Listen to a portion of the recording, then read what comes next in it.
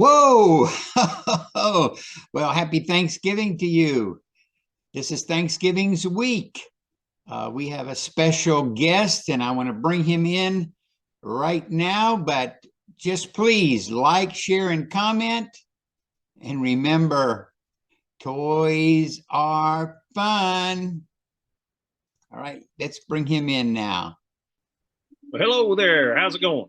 Welcome, Jim. Well, So thanks for having excited to have you. So excited to have you on the show. me on. I'm thrilled to be here. Appreciate the invite. Amen.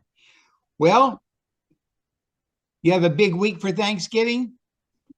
Oh, it's kind of crazy and hectic, a lot of traveling, that sort of thing. So it is what it is.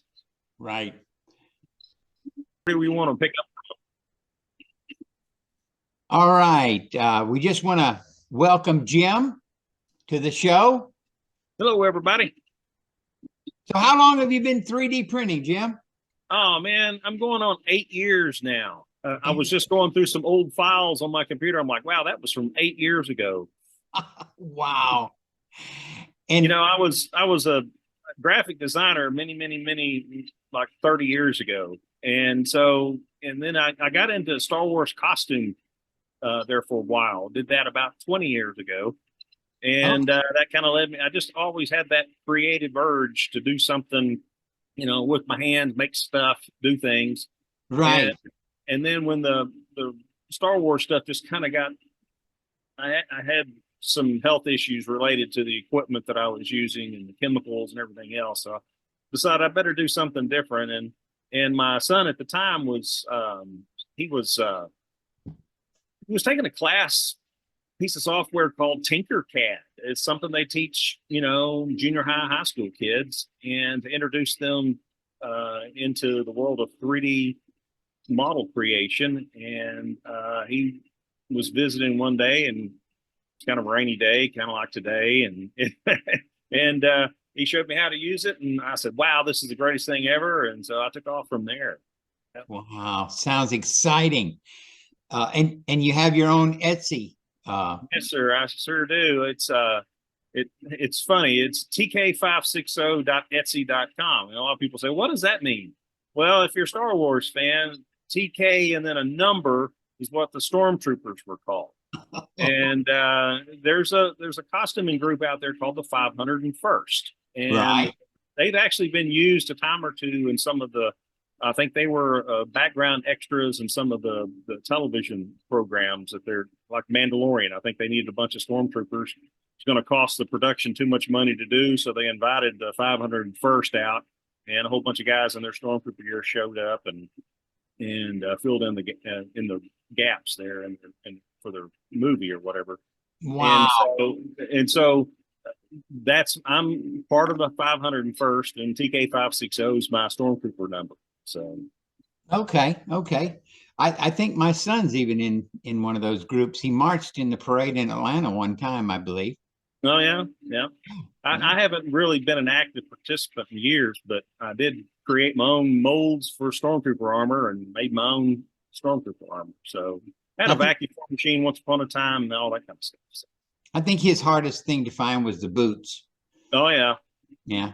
there just so happens to be a place down in El Paso that makes them. So, Okay. Okay. So what's your biggest seller in 3D? oh man, I don't really track that. Okay. It, to be perfectly honest, I really don't know. I have about 250 items in my shop at any given time, and sometimes I cycle them out. I'll list some stuff for a year, and if it doesn't sell, then I'll delist it and list something else. And so, um, it's kind of funny. 3D prints can go from $1 an item for something small like a helmet clip or something that doesn't take very long to print.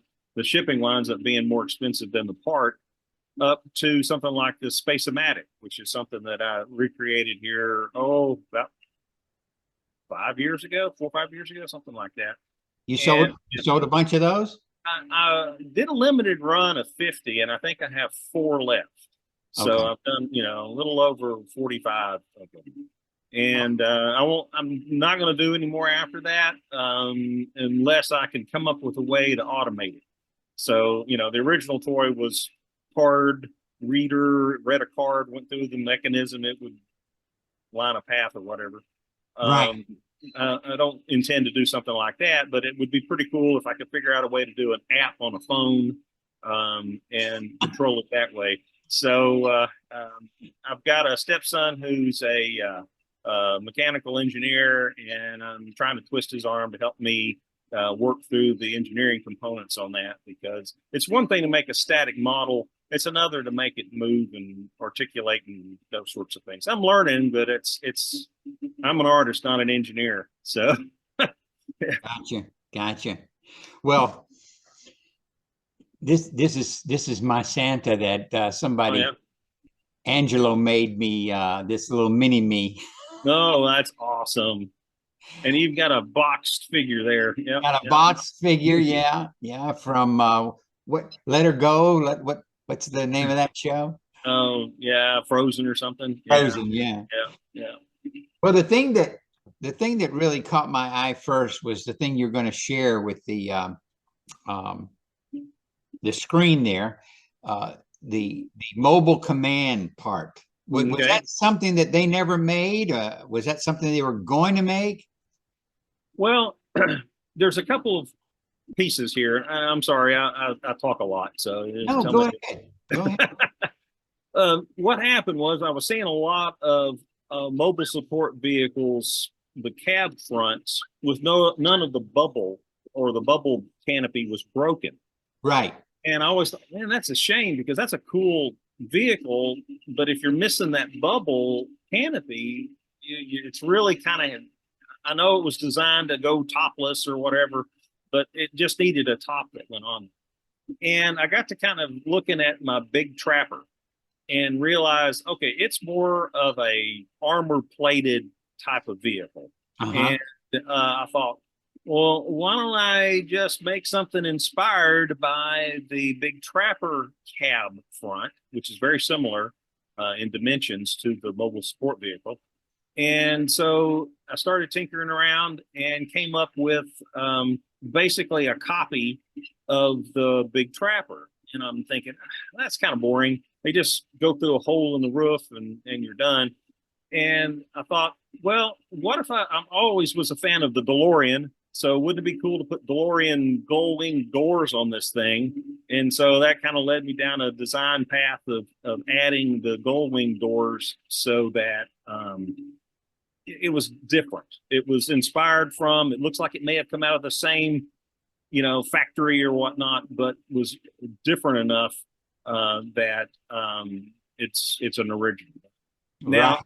having said all of that, there were a number of designs produced for the mobile support vehicle before it was actually ever produced. Okay. And there were a number of different concepts, and those designer marker sketches exist. And in fact, if you go to Vintage 3D Joe's and you root around a little bit on some of their site, there's a section there called prototypes. And if you go through the slideshow, you'll see a series of concept cabs as they work their way through what the mobile support vehicle is going to look like. And I have recreated the number 8 prototype. It's kind of a convertible cab top for it. Mm-hmm. So the idea was to have these interchangeable, you take a busted or broken or dirty bubble canopy off the cab of the mobile support vehicle and add one of my custom or prototype style cabs to go on top of it. So in case people are wondering what we're talking about here, you may go ahead and share the screen here. Yeah, share it. All right. You can talk a little bit about it while it's on the screen there. All right, so I'm hoping you can see that. Yes, we can see it. Basically, what we have, I'm just going to do a little around the vehicle spin here, and it's basically a multi-part kit. Everything you see in this picture, it comes with. This section here, this is the kind of a spotlights that go across the top of the vehicle. Uh-huh. The 70s and early 80s, louvered rear windows was a big thing. All your sports cars had louvered rear windows. So I Yeah. had to incorporate louvered rear windows on this thing. So it comes with a Okay. set of removable panels. And then the doors themselves, I'm just going to lift this up so you can kind of see, is a hinged gull wing door that rotates and pivots out of the way, so you can load Joe in there. And the detailing, the diamond plating, the rivets, the cylinders on the doors, they're all inspired from the Big Trapper. Yeah. Um, Yeah. so that's kind of how this piece came to be. I've gone through a lot of iterations of it. Like I say, design cues came heavily from the Big Trapper, but the Big Trapper didn't have the gull wing doors. So Well, I saw one, someone showed me uh one of theirs with the doors up, and I just said, "Oh my goodness, that's outstanding." And we're going to have a link in the descriptions so you can go to his page. Now, it might take a while for him to print it for you because that's the I scary know, part. yeah, yeah, 3D printing is notoriously slow. yeah, It's much faster than other manufacturing processes to get a prototype out. But to produce products in 3 dimensions, it is a slower process. Injection molding being extremely fast. I mean, seconds, and you have a part injection mold. But the right, investment in the tooling to create the injection mold itself is so cost prohibitive. A hobbyist in a small production run group like the GI Joe collecting community is, that's a tremendous expense. And so 3D printing is really the only viable option. It's much faster than scratch building, making them by hand. right, Um, and I kind of try to provide a kit form so that you can introduce your own spin to it if you want to. So you can add the roll bars or the louvers or the light bar or whatever, or not. And right. you can the doors snap off. I've designed it so that you lift the doors completely off if you want to go T-top style, the old Smokey and the Bandit Trans Am style top. So, Right. Well, um, what's your favorite GI Joe? oh man, that's got to be my 1970 Sea Adventurer that I have since my childhood. Mom was real smart. She said, "Make sure you put these things away." When I was a teenager, and I boxed them up, put them up in the attic, and when the Desert Storm Duke came out in Target in '91, I happened to be walking down a toy aisle and saw it. And, wow, I hadn't seen a Joe in I don't know how long time. And so that reignited me, and I've been on a crazy Joe collection, spurt ever since. Right, right. Well, did you ever get to play with it in water? Oh, my Sea Adventure all the time. Yeah, and Okay. and he was the only figure that his hair didn't fall out. I had 3 or 4 of them, and I had one that I guess the hot water and soapy hot water in the tub just caused the hair to fall out. So, Right, right. yeah, But my yours vintage. did. I had 3 GI Joes, a Sea Adventurer and 2 Land Adventurers, and both my Land Adventurers. One of them's buried in the backyard at my mom's house. The other one I have, and I've since had him reflocked. And the other one is my old original. That if the house was on fire, he'd be the only one I'd grab. So, Oh, my goodness. So, you're basically an adventure team guy too. oh, I'm GI Joe collector. I started collecting what I remembered as a child having and wishing I'd had, and then I just I ran ads in the toy shop. Um, it was kind of like a magazine back Oh then. yeah, I remember that. Yeah. Hmm. And I ran ads in the local. We called it a thrifty nickel. It's a want ads page here in Okay. Texas, Okay. and people would sell me their collections. I'd hit garage sales, and it didn't matter if it was vintage GI Joe. I was interested. So Right. I have probably the larger part of my collection is the military era stuff. I've got probably more in that vein than I do in the adventure team. Well, on my Facebook group, somebody told me to go to this guy's page, so I did. He's not a member of the group, but I went to his page, and I think he must have had 50 MPs laying down there. And he Oh said, no. Yeah. somebody wanted to see my MPs, so here they are. Here And they are. I'm just Yeah. going, my goodness, 50 MPs. I'm I not think that I have advanced a two. collector. No, You no, I know, don't. that the MPs are a real interesting thing because some of them have the tan uniform, it's real rare, and the stripe on the helmet, and same thing with the shore patrol. And I Right. don't have anything rare. I have common stuff. I don't have anything rare. No, me neither. I never even had a Joe when I was a kid. Didn't even had one. So, Oh, okay. Well, what got you into it? well, I had four boys, and Gotcha. we would go to different shows all the time, and we would go to flea markets and stuff. And Terry, who I had on last week, he got involved in Star Wars, and Hmm. so he would pick up Star Wars everywhere. And we went to a flea market, and they had an old beat up Joe, which I still have, and they all claim that it's theirs. But Oh, I that's bought awesome. him. I bought him at that flea market, and he's mine.